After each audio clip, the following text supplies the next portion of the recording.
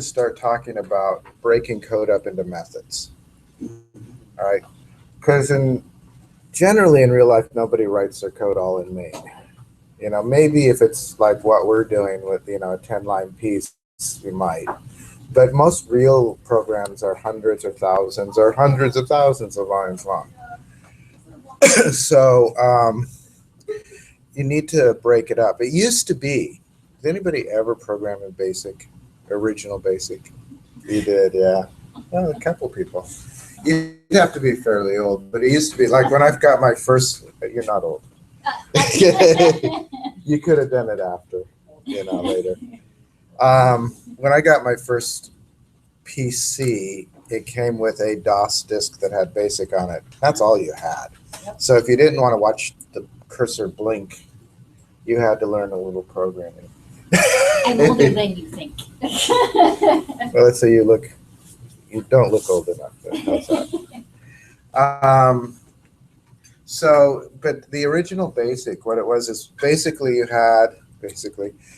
started at the top and you worked to the bottom. You had 32,000 lines in which to work, and then you were done because DOS couldn't store the memory for more than that. But imagine if you most programs, again, were like 20, 30 lines, but imagine if you had a 32,000 line program and it was just started at the top and kept going. Try to debug something like that. Figure out where a problem is happening. And in other languages like Fortran and COBOL and stuff originally were that too, just top to bottom, but they could go into hundreds more than the Visual Basic. And it became a nightmare because programs were getting more complex. There were things, I actually did a little picture here. So there were things called go-tos. One of the problems is code reuse too. If you're writing that much code, you'd like to be able to use things over and over again. There was a command called go-to. It says go to label C. So you go down to label C. And then when you're finished with that, you probably tell it to go somewhere else. And basically what you ended up, they call this spaghetti code. Because you'd end up with this impossible to trace mess. Where you're casting it back up here to use something you had before. When you're done with that, you have to throw it back to where you were. And it just goes on and gets really messy and impossible to decode. So the solution to that was to break the code up into separate methods or functions. It depends on what language you're using, whether you call it methods or functions. They're the same thing, though. So the idea of a method is you would break the code into chunks, and each chunk would do one thing. And theoretically, if you knew what was going wrong and you knew which method that one thing occurred in, then you would know exactly where to go to fix it. That's called structural programming. And it's still, well, it's not really top to bottom in most modern languages. It still is in like C++ and things. But you can put the methods anywhere and then call them whatever order makes sense. It actually complicates your code a little bit, particularly if your code is like ours, like 15, 20 lines max. It seems like you're adding extra work, and you are, but it's something you need to learn for larger, more complex problems. Even in object-oriented programming, there are still methods and the structural principles still apply. It's just that they're grouped in objects. Because this is the next thing after we do methods. When you have a program with 40,000 methods, it's kind of hard to keep track of those too. So they started to break the methods into objects that resemble the things you're working with. And as I said, that's the next stage that we'll talk about is objects. But for right now, it's just methods. So let's look. I'm just going to open up a new project. We've worked with a few methods, and I want to show you a couple that we've worked with. We'll do a console application. I'll just say methods example. Come on in.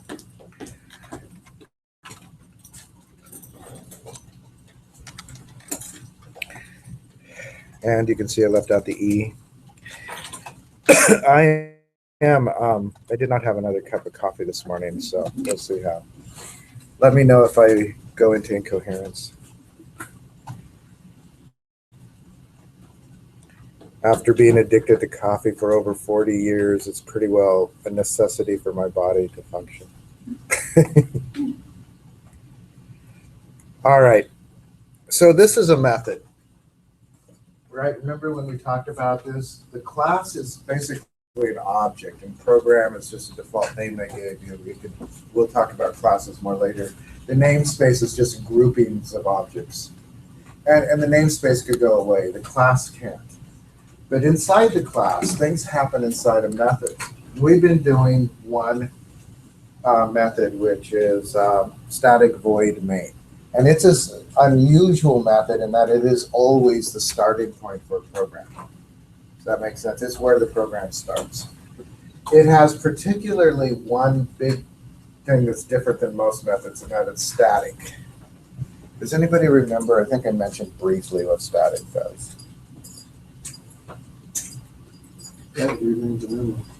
Yeah, it's loaded into memory immediately when the program runs, and it stays in memory. So there are other static things that we've used, like console.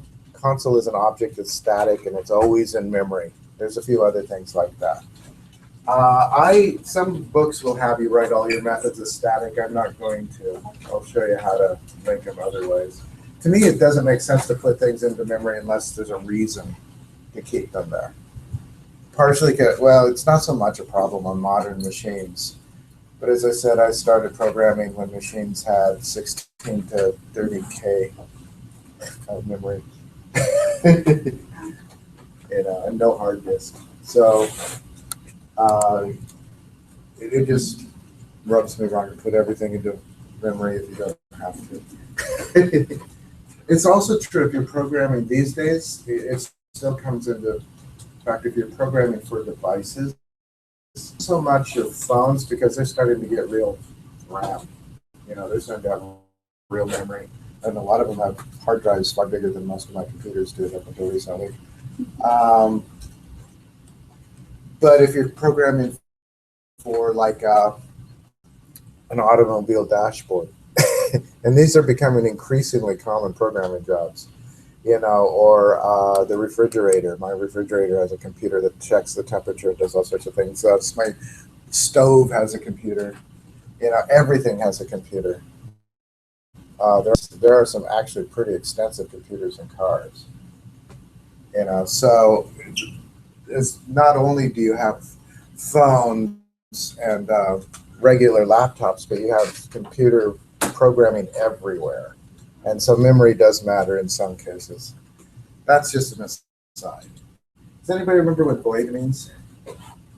Doesn't return. Yeah, it doesn't return anything. Main is the name of it. And this is, you might recognize that. What is that? We did it last time. Well, it's arguments is just a name. It's an array of strings. We don't use that. You can ignore that. But that is a parameter. That's something you can pass to it. If you started a program from the console, you could pass it arguments that then the code could deal with. And again, if you've never worked in a DOS environment or a Linux environment for that matter, it's basically where you could have switches and you could pass the values in and then do something with them. We don't do that, but that's what it's there for, is if you want to pass arguments in from the console. Not the way we are doing it, but a console like, I'd have to show you. I'd have to launch it from DOS, maybe sometime. But that's what that is. That's a parameter. So we're going to we've also seen, I'll do a couple of other methods. So we've seen console, right? Console is an object, and it's static. It's already in memory. Objects in this environment are kind of teal colored. And it has methods. One of the methods that we've used is WriteLine. I cannot type today. Luckily, I can just click that. Now, write lines. So write line is a method of the object console, just like main is a method of the object void. Okay. The way you get to an object's methods, this is for pre-existing objects, and we'll do this later when we make our own objects, is you do the object name dot, the method name, and methods are always, in C#, methods always have parentheses. Now, write line is the thing that can take an argument. It can take a string. It can also, you might have noticed, it can take a variable. It'll do an int, all sorts of different things. We'll talk about that later. That's called overloading. But anyway, console, write line is a method. It's a method that we've used. And read line. So let's just do string name equals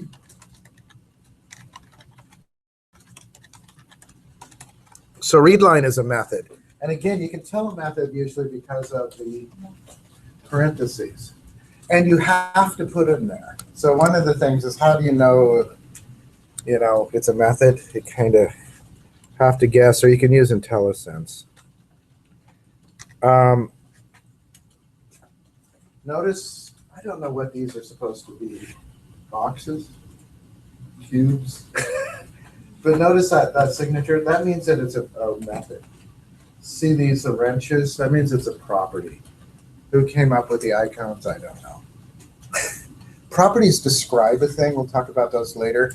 Methods, though, are things that it can do. So it can read a key, it can read a line.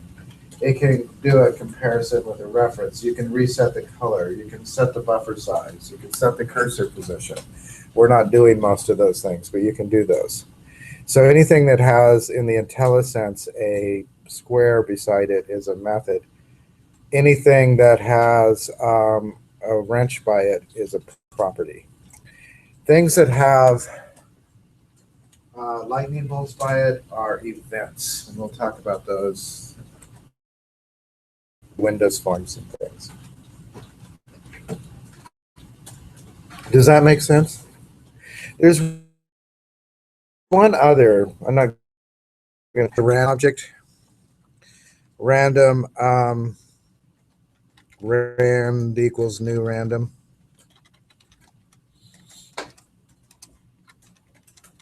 And it has parentheses there, right? And then we did, the objects when you declare them have a parentheses too. That could be a little confusing, I suppose. That's because you actually are running a special method when you make them new. I'm going to just do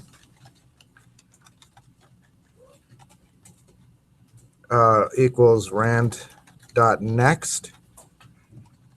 And next is a method. And notice, so some of these you can leave empty, and some, but you can put arguments in there. Like you can put your biggest number, or you can put your smallest and biggest number. But next is a method of the object random. Okay, so we've dealt with some methods, but we haven't written our own. Does that kind of make sense? A method is something, as I said, it's just a chunk of code. It does one thing. This method returns a random number. That's what it does. Right?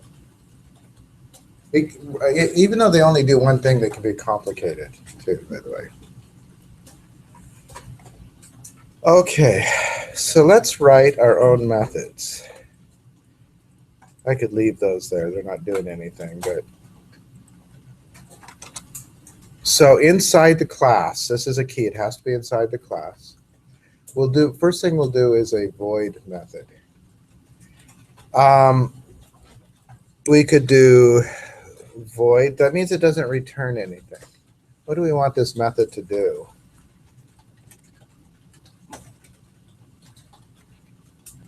Well, let's do something stupid with it. Let's go back to hello world. So we'll do this. We'll give the thing a name. And basically, it'll have no arguments. And I'll show you how to add parameters to a method too. So what I'm going to do is just cut this line in there. And so this is a method. It is void, which means it doesn't return anything. I'll show you what return means in a moment, because that probably isn't obvious. It's probably confusing. Because it is doing something and displaying something, but that's not the same as return. So what this method is going to do is name hello. It doesn't take any parameters. It's just going to write hello. Now, if I run this program, it's not going to do anything. So one of the secrets about methods, I'm just going to get rid of that for right now, is that they don't do anything unless they're called. So we need to call this method. Anybody know how to do that?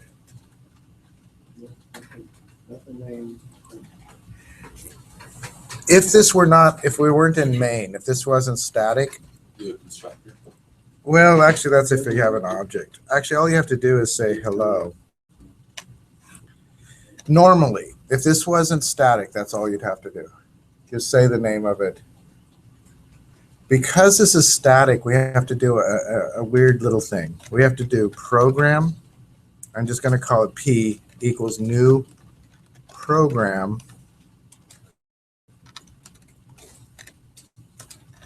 And I'm going to say P dot hello. This main is the only place you'd have to do this within an existing program. And that's because when it loads main into memory, you know, because it's static, it only loads main. It doesn't load the rest of the class.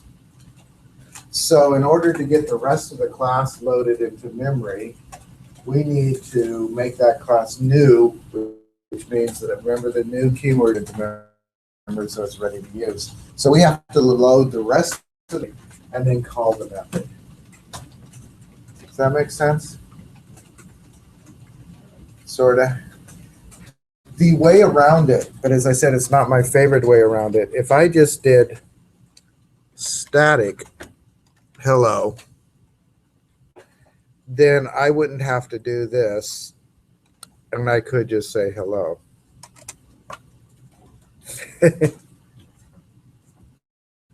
Because they're both static, they both have been loaded up in the memory. As I said, I prefer not to make this static,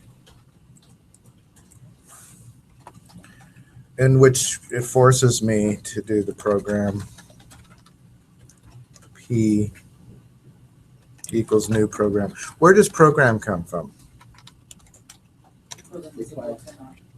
Well, it's not actually built-in product. It's the name of our class.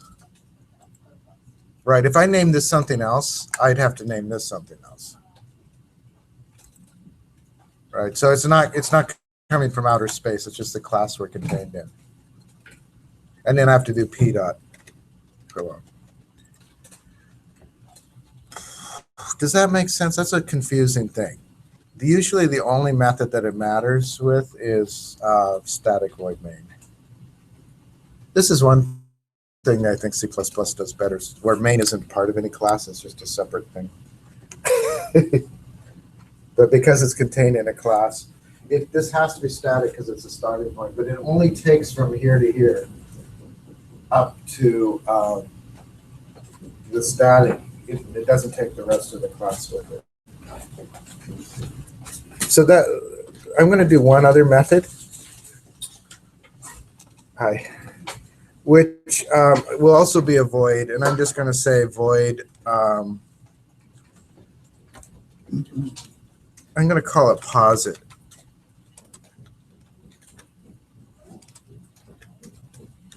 And it won't take any arguments either. And it'll have the curly braces. The curly braces mark the beginning and an end of a method. And basically what I'm going to do is just drag this in there. You can type it in if you want. It's just the read key. Now again, it won't happen if I don't call it. So up here I have to do P dot posit. And then it'll call hello and it'll call posit. So I've made two methods. They're both void. I'll show you how to do non-void methods in a bit. and neither of them takes any arguments. Does that make sense? Now, even though this is adding complexity because we have three methods where before we had one, this method does one thing, it just prints hello. This method just does one thing, which pauses it, right? So until you press a key. Methods always also are blocks. They're always marked with curly braces, which is another thing for you to get confused. We have lots of methods with lots of curly braces, and ifs inside of them that have their own curly braces, and loops that have their own curly braces. Once we go over what these are, we're going to do, we'll do a program or two, just to see what that might look like. And I'm going to spend some time on this because I think it'll take this for those of you that have a program. This is usually where people throw up their heads and say, what's going on? Because it gets more complicated fairly rapidly. But is this part making sense, sort of? We could run this. And again, all it does is it does nothing different than what it would have done in, see, hello, press any key to exit. If we'd written it all in main, it would behave exactly the same. It's just that as you get into more complex structures, this really helps you. Right now, it's just extra work. But when you do things more complicated, it will really help to have it split up properly.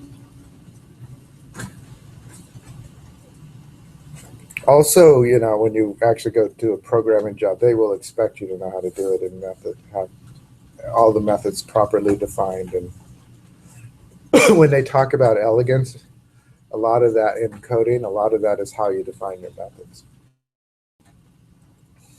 So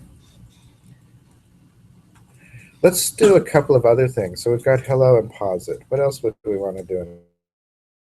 Let's take a method where we take in a parameter.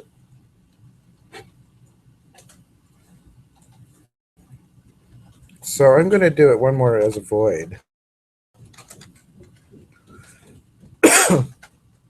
And I'm going to, and it doesn't matter in C#, it doesn't matter where you put the methods. The order of the methods doesn't matter. You can put them, as long as they're in the class, curly braces. So you don't have to do them in any particular order. You might want to order them for your own brain's sake, so that you have some idea of how they flow, but it doesn't matter. So I'm going to do void this one. I'm going to call it how is it going? And you might notice, and I'm going to add a parameter to this. I'm going to say that we're going to pass in a string, and we're going to call it name.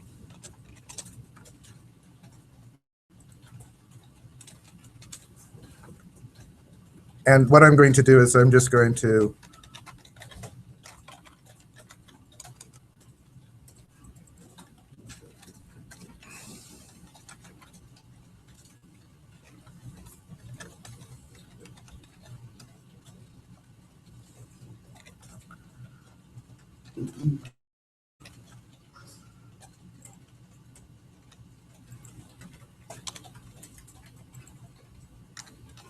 so we're just going to pass in the name to the method.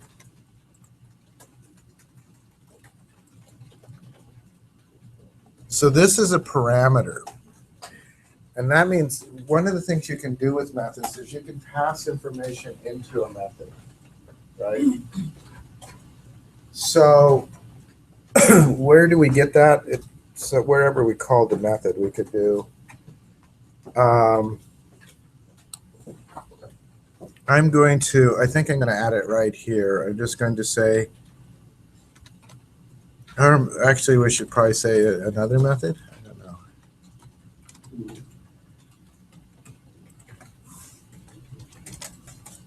If I want my methods to do one thing, let's do void get name.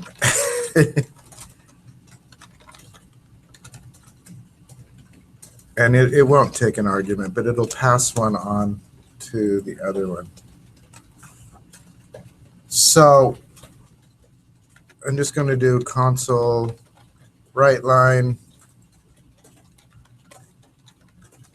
You know, what is your name?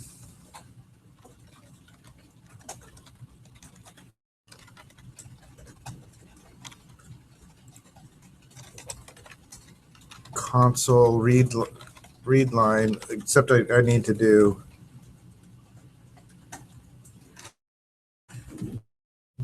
probably something like string name. And I will do something here. And then I'm going to pass the thing to how is it going? Name. Now there's a couple of things I did here that you probably don't need to do. Notice that I named this name and I pass it down to name. They do not have to be the same variable name at all. I could have called this something other than name. Person. You could have named this person past person to name just fine. Something that's hard to get a hang on, and we'll need to talk about it when we're doing this variable. It's only meaningful in between these curly braces. So if I ask for name here, it's reading this variable, which is a different thing than this. This one gets copied to this. So if I did, so it might be confusing to name them the same because technically they're different variables. So let's do person. So person, as long as it's all this cares about, it doesn't care about the name of the variable. It cares that it's a string. That's the only thing that it cares about. I could pass it any string and it would be perfectly happy. Does that make sense? It only cares about the type. Again, we have to call. Notice that I'm calling, how is it going? And I'm passing it a variable. I'm tempted to show you a way to do this more elegantly, but I think it would be confusing, so I'll go with that. Because you could bypass declaring the variable. And you could just put console read line inside there.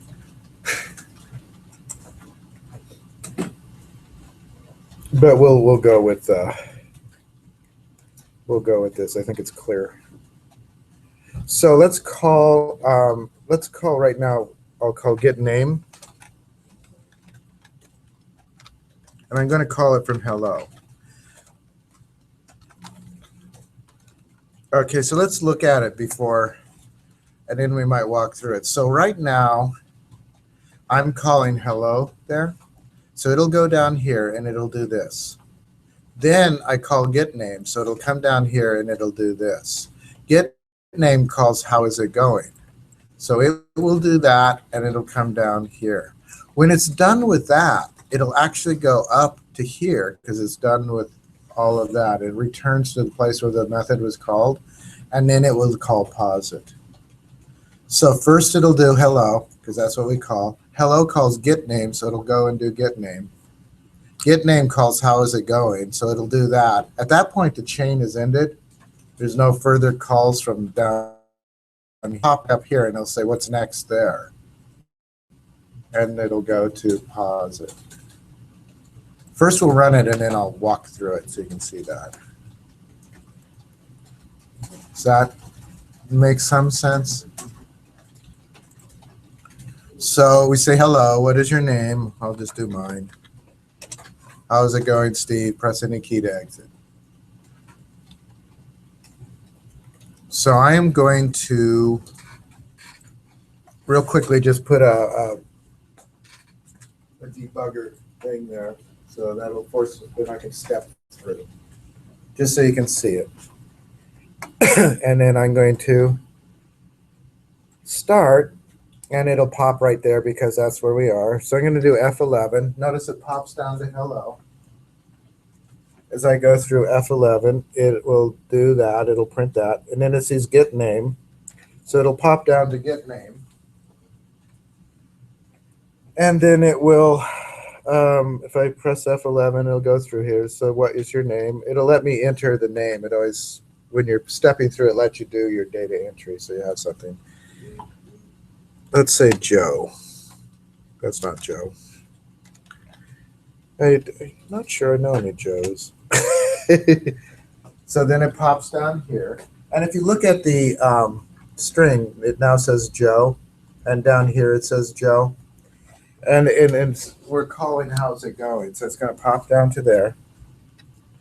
Now, name now is Joe also.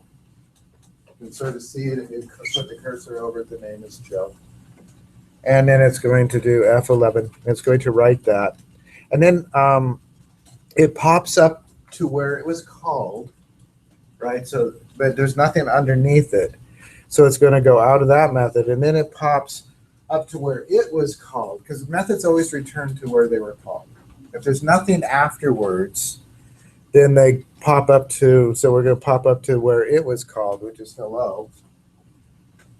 And then it'll do F11, and then it'll be done. It'll do posit, and then there it's done. Does that make sense? A method always, when a method is finished executing, it always returns to where it was called to go down to the next piece of code. This is important when we talk about methods that return values, because you can do a calculation, come back up with the result of the calculation, and then continue on down.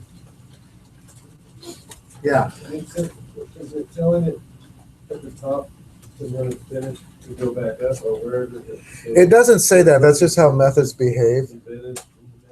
Yeah, so basically, I mean, when I said the one thing that was stepping through it showed that I didn't say. So we go to hello, and then hello calls get name. We do get name, and it calls hello, how is it going? Then we go to how is it going. So there's nothing there, right? After how it's going, there's no further calls. So it pops back to here and goes to the next line, which is nothing. Finish the method. So, you know, how is it going pops back there. So since this method is finished, it pops back to get name. It pops back to where it was called to see if there's any code underneath it. And there isn't any code underneath it, so it goes there. And then it pops back to where it was called from, which is up here. And this time there is some code underneath it. There's another method called deposit. So a method always pops back to as soon as there's nothing further, no further calls. Does that make sense? If it just always pops back to where it was called eventually, and then goes to the next piece of code. And that's just the way they're built to do it. There's no code that I wrote that does that. It's just how they behave. Does that make sense? I know, as I said, this stuff takes a while to get the hang of, and starting to think about it, as I said, that we'll do a couple of the summer. I'm expecting this to take a few days to sink in. So we've had some void methods, and we passed a parameter, right? And you can pass more than one parameter. I mean, if you wanted to pass, what would we pass besides their name? Let's make it I don't know why we would want their age, but we could do that. Now,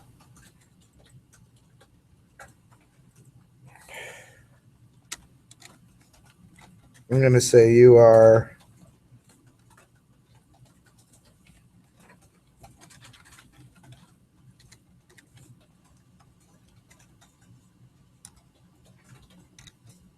and then this needs to be a 1. You might notice that there is a red underline here. Anybody know why? Right, we have to get the age. Right, we have to get their age.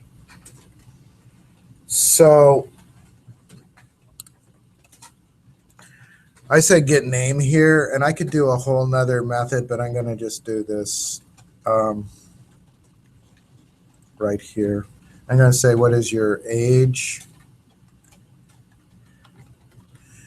And I'm just going to put old. And then we need to do int parse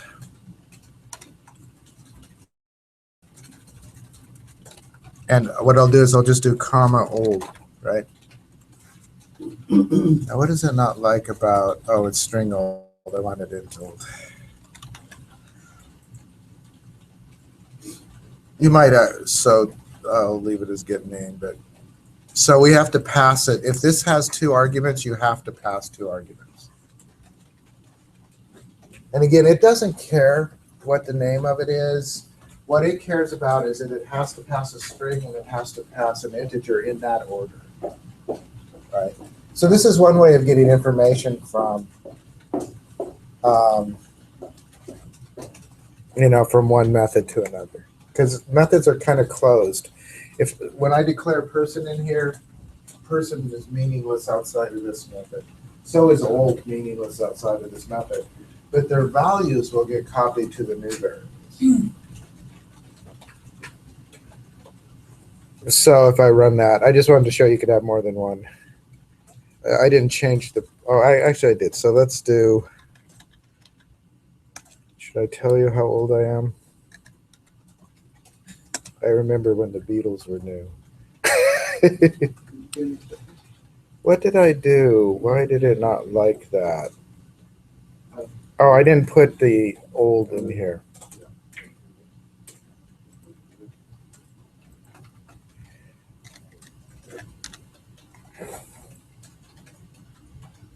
Oh, it's age. Got copied, right?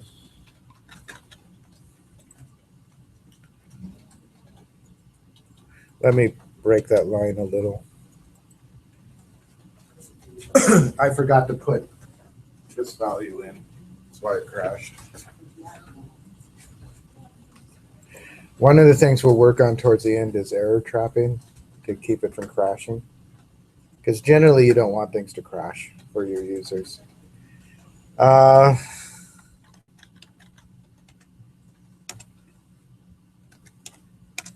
Okay. So that one worked.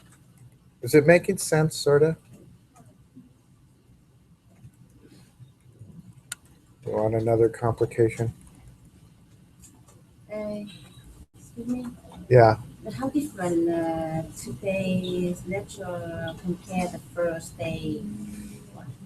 What? The first day only about counting one night, ask your name, address. It's the same function actually. So that's actually a good question. You might want to actually make these into separate functions. Oh. I mean, you could. I did them together because I think I'm complicating it enough right now. But you could have 2 things, one where you ask the age and one where you ask the... It would actually be a slightly cleaner. But then you'd have to pass the name. Somewhere you'd have to have both together and both together to pass it to the next function. So we won't do that right now. So say you did so you had kept this one as just that. Then with this function, you'd also have to pass in the name. You want me to do it? Just to show it? Okay. So let's do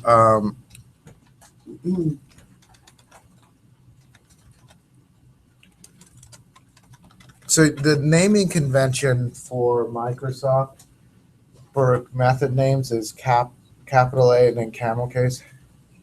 Capital for the first letter and then camel case, which will drive you nuts when you do Java because their naming convention is start with a lowercase letter.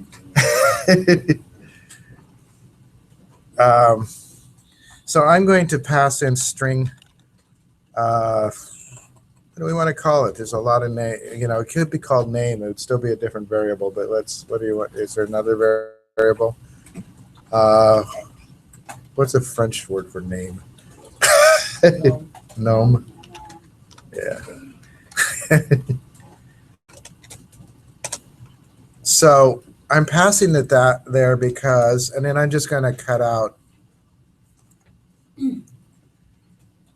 this.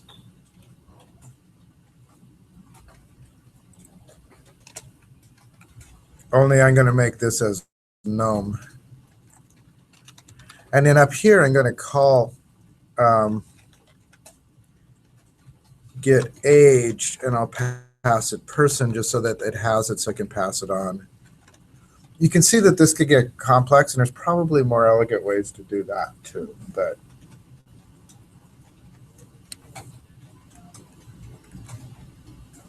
so, but this is a little bit better, and this kind of fits your question because this one is only getting the name. This one's only getting the age. Ideally, every method should be about doing one thing. As I said, that one thing can be complicated. Ours is quite simple. But each method should be doing one thing so that when that one thing goes wrong, you know where to look. But the trouble in some ways, again, a method only works if it's called. So part of the issue is knowing that the sequence in which you're calling things. Does that make sense? That can be a little complicated. There's other ways to do this, and I'm going to show you a couple of them. As I said, it gets complicated fairly quickly.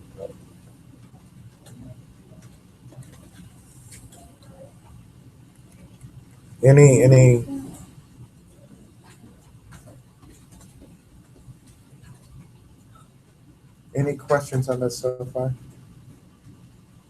I look at people seem a bit bemused, so.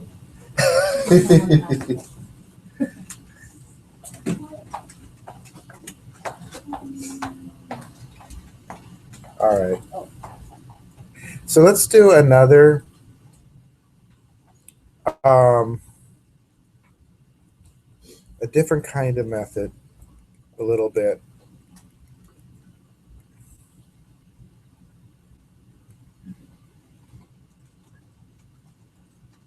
I'm trying to think of how I want to do this.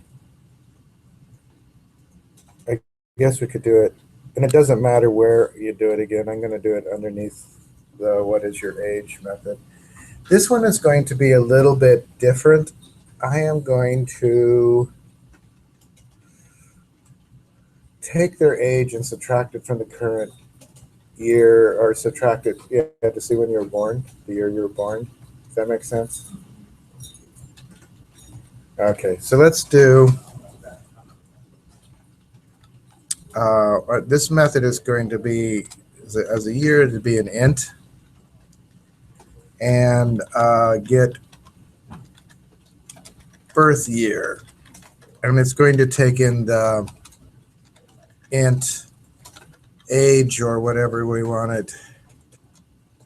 We could even call it years old. Okay, this is different than a void. Okay, because it's actually going to return a number. And what this red line here is for is because I haven't returned anything yet. See, it says int program, not all code paths return a value. You always have to have a return statement. I'm going to make that first, although it can wait. I'm going to say int years equals 0, and I'm going to say return years. And then that red line goes away because I'm returning an integer value, even if it's 0. If you don't have void there, you have to have a return statement. Okay? And the return statement has to return something of this kind, right? So if you're saying you're returning an int, then this has to be an int. If you say you're going to return a double, then this value has to be a double. Does that make sense? If you say you're going to return a string, then this value has to be a string. And what you do is you say what kind of thing you're going to return here, and then you do whatever you need to do, and then you return that value. This is traditionally what you might call as a function. It's actually, if anybody ever written a function in Excel, it's the same thing. You're doing some calculations and you have a value that gets spit back. This spits back a value. This doesn't. This just does what it says and then goes away. This one actually will return a number that you can use elsewhere. So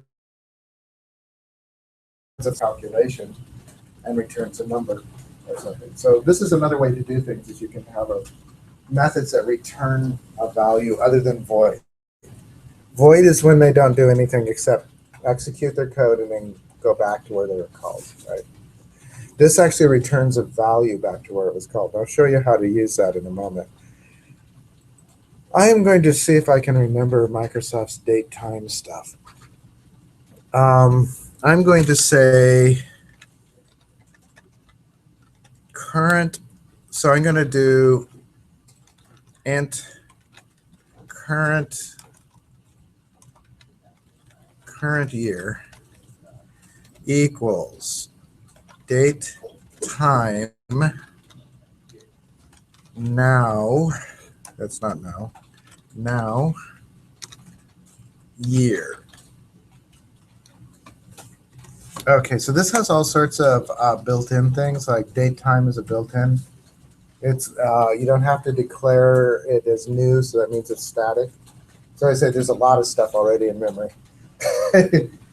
Date time is an object that was made by Microsoft to do things for calculating dates. Now, you can probably guess what that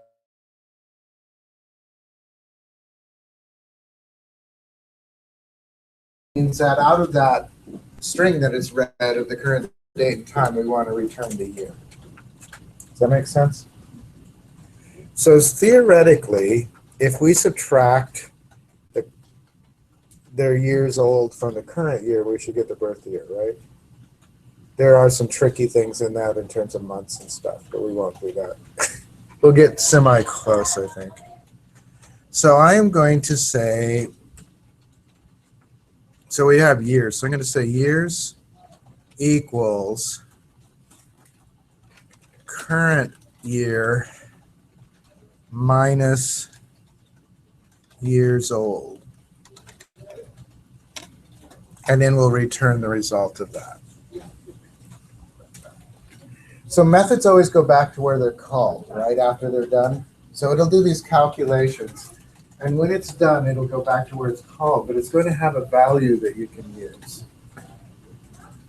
So I'm going to do this down here, where we say you're 0 years old, how's it going? I'm going to add another line, couple lines. I'm going to do int,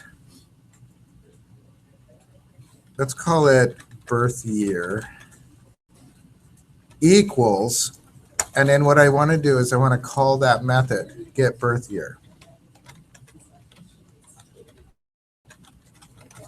And I can pass it age, because that's their age in years, right?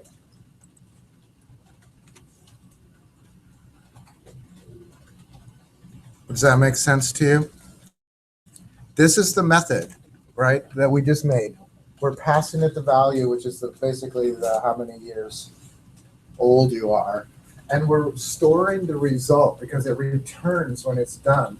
And it has a number there.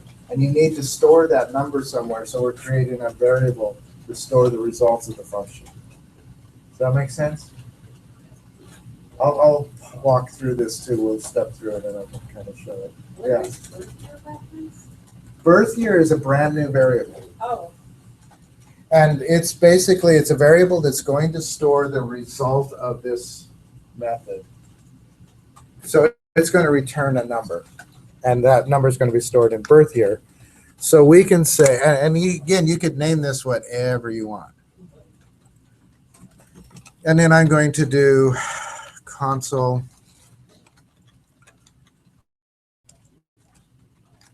write line birth year, or let's say you were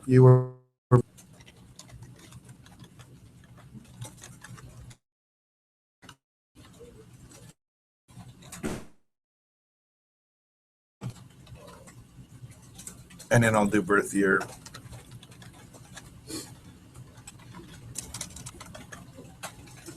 Okay. So let's see if that works, and then we'll, because the function is getting called right here. So it is being called, so it should, work. Can you scroll up? Sure, to the other one. Yeah. This I did just so that to get rid of the red curly line, you wouldn't have to do that. You could declare int years right there, and it's just say return years. Also, you could just say return current year minus years old. You don't have to have a variable at all, actually. Yeah. Could you scroll up to the void get name? Sure. So the one thing I changed there is I said get age, and I passed it down to to call a method, all you have to do is name it and pass it any parameters it's asking for. Right? If it's not asking for any parameters, you can just name it. With parentheses. What is the person doing? What? Person is the string that we got from the read line. Okay. So we're saying, what is your name? I didn't want to use name again because I wanted to show they were separate. So that's what person is, just a variable to store their name. And then we're passing that down to their get age. So person gets copied to num. And then we get their age, and then we call where is it going. And we needed those two arguments. So I had to pass the argument through so it would go through to the next call. And then it calls, it actually calls how's it going. How's it going after it says how years old and how's it going, it then calls the get birth age function or method, right? And then once it's done here, it'll go up to the main and pause it again. We should draw a picture. We could. That's what a flowchart is, right? We could draw a flowchart for this to show how the methods are called and how they go back in. That's exactly what flowcharts are for. It's just to figure out how the sequence of methods and how they call each other. And you know what? When you start doing these, it is not a bad idea to draw a flowchart. It's not a bad idea to draw some kind of map for yourself, particularly as they get more complicated. You have lots of methods. It doesn't hurt to spend some time with paper and pencil just to figure out the logic of how these things go. And we're, as I said, I'm going to build, whether today or Thursday, I'm going to build, we'll actually make some real programs. This is just sort of showing this, all, everything I can think about of methods all at once. But let's run this. And then I'll walk through it. So it says, what is your name? Because we still got everything there. And what is your age? I'll give it to 60. And that is correct. You were 60 years old, and I was born in 1955. The year Einstein died. I don't know if that matters.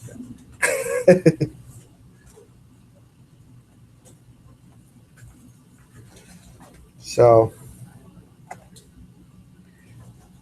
let's walk through it, step through it a little. I was curious. So since you pick year, it subtracts from the right. So of the year, not necessarily the day of the year. No, it's not the day of the year. So there's no 2.5, and it's possible if the months were just right that the year could be wrong.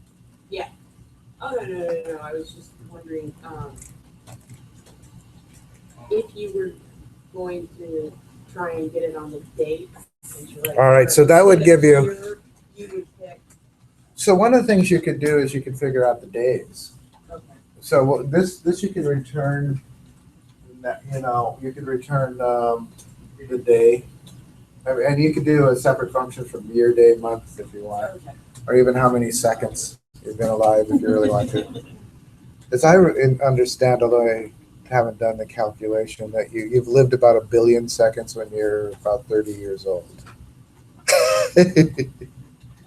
So, I mean, if you wanted to figure all that out, you could. It would just be doing the math. And the date time function would give you the starting place, which is whatever the current date and time is. But yeah, you could figure out the days. You could figure out but the years are pretty easy. So, and it did get the right year. So I'd actually always wished I was born on the 9th. I wanted to be born on the 5th because I would have been 5/5/55. missed that by a few days. Same with Maya. Yeah.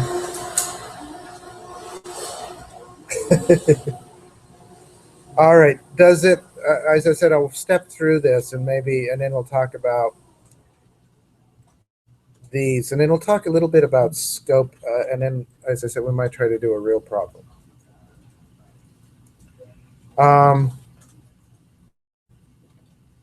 Let's only step through, get birth year, I think. So it'll run through when I run this. It'll do the first part. And when I do 60, it'll do that. And then it should pop. It is there now. You can see the yellow line there. So when I do F11, years is 0. Current year at this point is 0, right? And date time now year, the year is 2015. I think if I do now, will it show the now date? You know, it shows 11/3/2015, 10:53:58 a.m. So it goes through the whole, you know, that's what's contained in now. Yeah. If you take now out, No. If you take now out, it wouldn't know what year it is. you can take year out. You could take year out, and if you take year out, then what you get is this. So instead of, if you take now out, then it would have 11/3/2015 and then the time. You could do, I think there's a date time function where you could enter your own date if you didn't want to use now.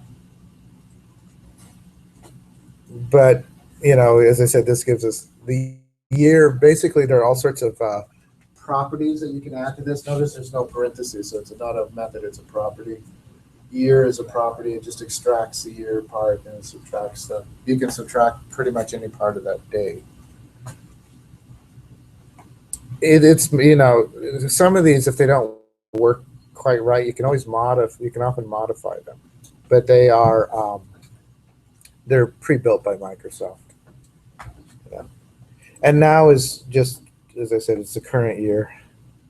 When I press F11, the current year is now 2015. Years old is 60. Current year is 2015. Years is still 0 until I press F11. And now years is 1955. So notice the birth year right here is still 0. We're back to where the function was called. But when after I return and I go to the next step, birth year is now 1955. It basically brings that value back that you calculated, and it assigns it to this variable. If you don't have a variable to receive it, it just goes away. Doesn't throw an error, just that number's just lost. Right? You have to have something to store it in. And so what we have is a variable for birth year to store it in. Does that make sense? And then it goes to up to this again. This is where this was called. And then it'll go up, but that's where that was called. That's where that was called. Goes up to hello and then pause it.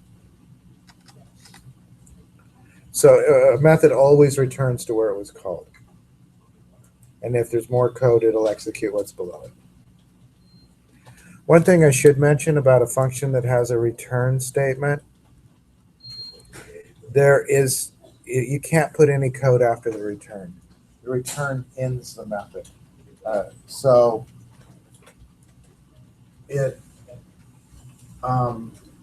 any code you put under this will never execute, because as soon as it hits return, it's done. So you don't want to put any code under the return. That has to be the last statement in the method. Ah, that smells good. Always no bacon. Anyway, I didn't eat breakfast or have coffee, so yeah. We'll see. So one other thing I want to talk about, and then we could do a quick program, and then we'll see about ending early. As I said, I probably will do some more talk about this. I want to have you to have lots of practice. Take some time. It can take a while to get the hang of this, and it can be a little frustrating to figure out what your method should be. I wanted to talk a little bit about scope. So I told you that you have string person is basically this variable has the scope. Scope is basically when can you access the variable, when can you give it a value or read its value, and basically the only places you can are in this method, curly braces. The rule for scope is that it has the scope of the block it's compared to the block it is declared in, right? So this method is the block. If you declare it inside of an if statement, you actually say int string inside of an if statement, it can't be seen outside of the if statement. Right? That's the scope, is it's inside. Like in the for loops where we do int I, you can say int I all you want because the scope is limited to that one for loop. Right? So you can use the same variable name all the time if you want because it doesn't interfere with the other for loops. Yeah. If you could declare a variable outside of that and then call it within that, modify it, can you pass the modified variable? Sorry, not to. No, that's actually sort of where I'm going next. So let's, do I want to change this? The trouble is if I change this, is losing some of it. Well, I guess it's on tape or video. Nobody uses tape anymore. It's on video. Let's say that I declare age up here. I'm going to declare it at the class level. And I'm going to make it equal to 0 right there. And then I'm going to do some modifications down below. What happens if I declare it at the level of the class? Right, so the scope of this is the block it was declared in, and the block it was declared in is the class. That means that every method in the class can see it, which might sound like a really great solution to things, and sometimes it is. But what it means is that any method could modify it. It makes it harder to locate where something goes wrong with it. So if there is a calculation or something that goes wrong, figure it out. The general rule is to give a variable the most limited scope possible and still get things done. Some things need to be a class scope, but I'm going to make this a class scope, which means I need to make some changes. What happens, these are age, right? So let's change this to age. And I'm going to take do I want to do that? If I do this, it changes a lot of stuff.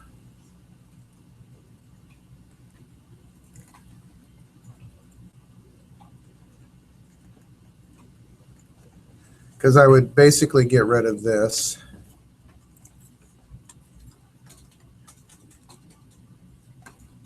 Because I don't have to pass age anymore because it's available there.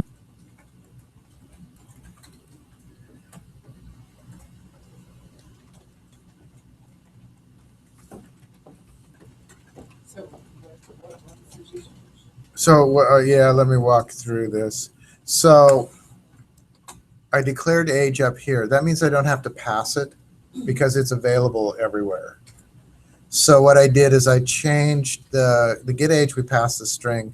How's it going used to have the name and the age, but now I'm just passing the name.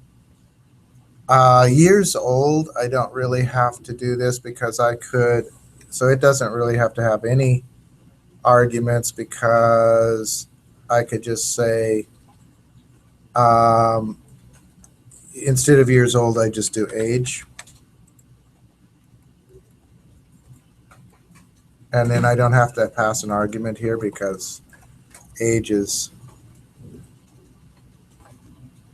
and so I wish I could show this screen a little bit bigger so you can see more of it at once.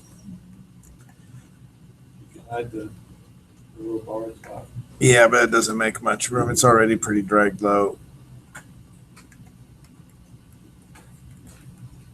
All right, so what happens when we make it age is, this shows you actually the good and the bad. The thing is that I don't have to pass this around anymore because it's available at the top, right? Go ahead. It was shown down below somewhere else too, wasn't it? Right, and I actually left something in there that I needed to talk about. When I say int age here, what happens? Weirdly, age is always going to be 0. Because if you name a variable, this is basically renaming the variable, it's redeclaring it. If you declare a variable inside of a method that has the same name as a global variable, the local takes precedence. So this will be assigned locally, and it will not be assigned to the global. So it'll always stay 0. This is a real common error if you're using class level variables, is that if you redeclare it, it won't throw an error. It gives the local instance precedence, and it means that the global one doesn't get assigned any value. So you end up with zeros, and you're wondering, why did it get zeros? I entered an age, I entered a number, it's not calculating it. Why is that? Because you overrode it. So in order to not overwrite it, you need to make sure that you don't do int age. That was a good eye. See? Yeah, if you overwrite it, and that is a real common error. It's one of the dangers of doing a class level variable. The other thing is that notice that age it's kind of in a lot of different places. So if something is going wrong with age, it's a little harder to debug because you have to figure out, because it could be any method in the thing where it's called, and it could be called in a lot of different methods. Right? Whereas if you pass it, it's usually a little bit easier to debug. Because you know kind of what was happening to it at this method, and then you pass it to another method where something different happened to it. So you can usually kind of tell where the error happened. It's a little harder to tell if you declare it up there. But I wanted to tell you you can do that, and sometimes it makes a lot of sense to put it there rather than pass it, method to method to method. That's a lot of information, I know. What would make it more valuable to be there? Well, so if a lot of methods need to manipulate it, so it's just more convenient to pass it, to not have to pass it from place to place. Or, if it's a big thing. So like if we did an array, it might make sense to declare the arrays globally so that you don't have to pass the whole array every time. So objects sometimes a lot of times are declared at a global level so you don't have to pass the whole object. I won't talk about that right now. Objects are passed a little bit differently than variables. Doesn't matter though, because it's all at C# level. You don't have to worry about it. So if it's declared globally, like in a class, that means you don't have to individually pass it. You don't have to pass it. No. So as I said, it makes your life easier sometimes. If you have something that gets passed all over the place, it might be easier to declare it globally or at class level rather than pass it 100 times. This will still behave the same. There won't be any change in behavior.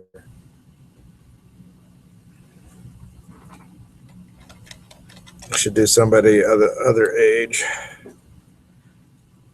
Actually, let's do, my father just turned 85, so he was born in 1930.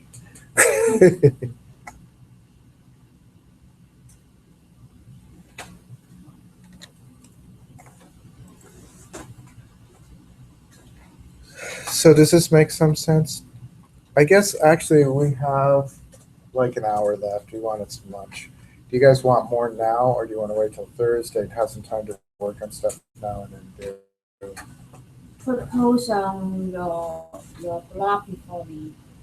I will post it. I will post it on the blog. I also wanted to show you, I think it's over here, the resource methods that are linked in one of the, the syllabus.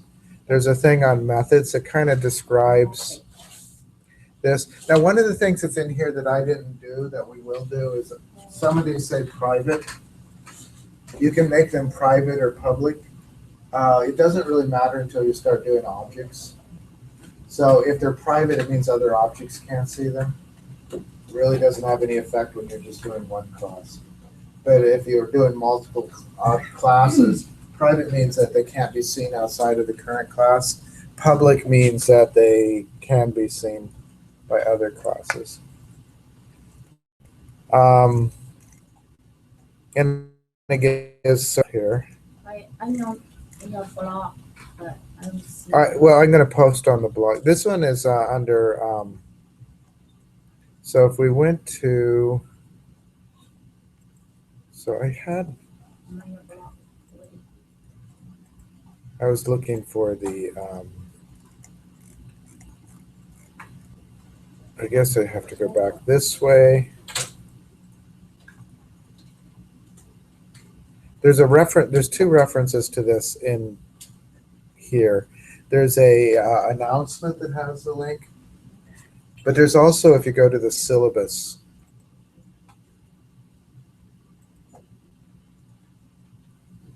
there's class resources. It goes to the same page. And there's also, so there's methods, and then there's methods first stake, and then there's more on methods, which does some other things, which may be more confusing than useful right now. But there is that extra. There, the methods, stuff on methods. So for the syllabus. Yeah, the syllabus has class resources. And then I'm going to add the code we just did, and I'll comment it before I put it up there. It'll be for the blog. I guess I will, that's probably enough for the day, because that's an hour of fairly complicated stuff. Unless you want me to go on. No, I see no's. We'll do a little bit more. Let this sink in, and then we'll do some more on Thursday. So if you are working on the array stuff, I'll come help if you do that. If you want to start on the method, what is the method assignment? We should probably look at that real quick. I think I gave you a block of code and asked you to break it up. So you can try that if you want. You probably know enough to do that at this point. I don't think there's anything too exceptional there. Where are assignments?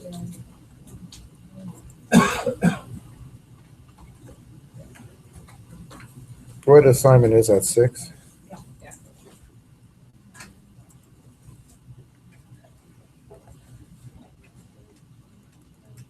Oh, so I did the mileage one. It's actually a good thing I looked at that. That was one of the examples I was thinking of using. In a way, it's if you don't drive, you probably don't calculate your mileage, but this has actually all the code there. It's just a matter.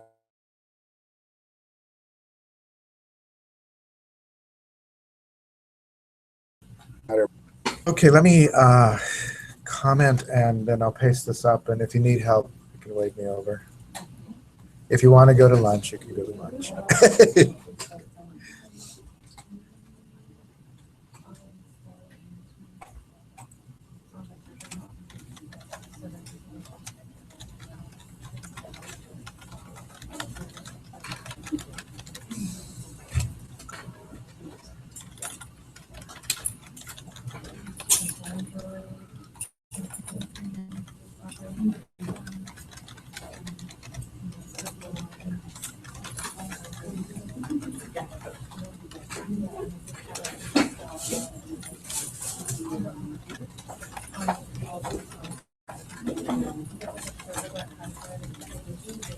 Yeah.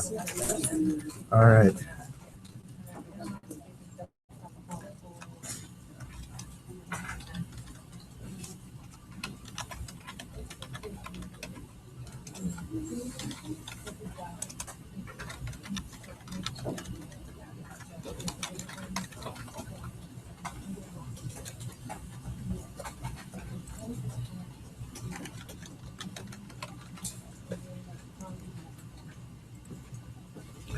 See you.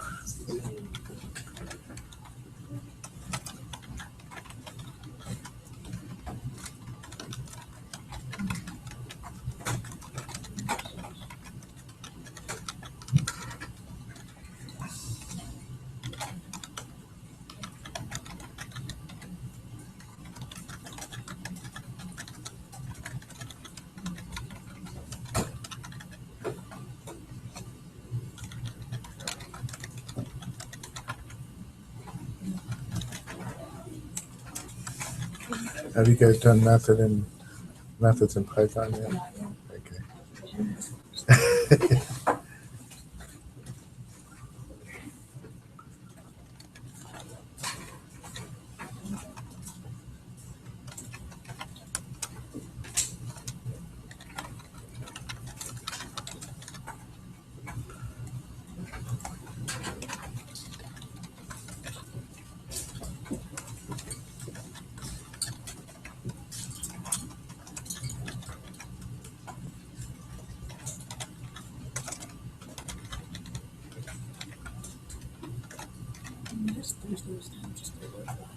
It was.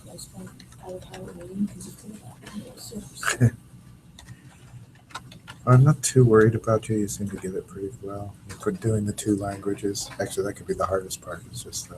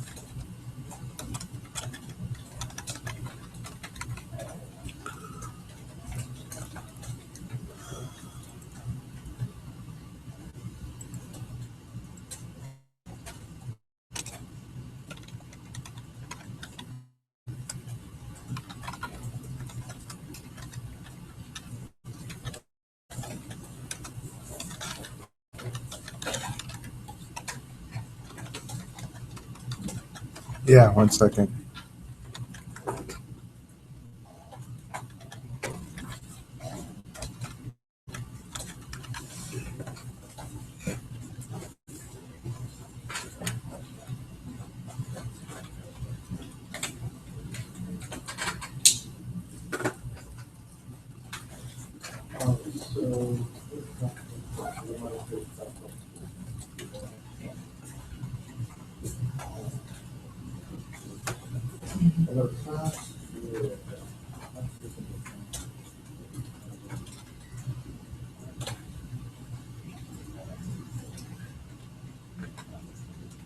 Yeah, you might need that.